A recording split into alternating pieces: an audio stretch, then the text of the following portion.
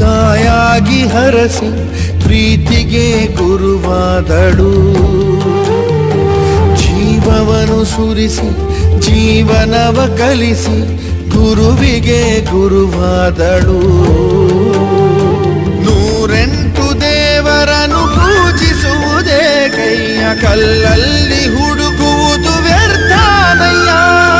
ಹೆತ್ತೋಳ ಪಾದದಲ್ಲಿ ಪ್ರತಿದೇವನಿಯನಯ್ಯ, ಕೈ ಮುಗಿದು ತಲೆ ಬಾಗು ಪುಣ್ಯಾನಯ್ಯ.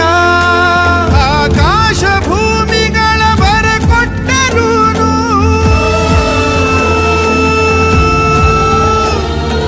ಮೂರೇಳು ಲೋಕಗಳ ಕೈಗಿಟ್ಟರೂನು ಈ ತಾಯಿಯ ಋಣಕ್ಕೆ ಸರಿಸಾಟಿಯೇನು. ಹಣೆ ಬರಹ ಬರೆದೋನು ಆ ಬ್ರಹ್ಮನು, ಅದನಿಲ್ಲಿ ಇದ್ದೋಳು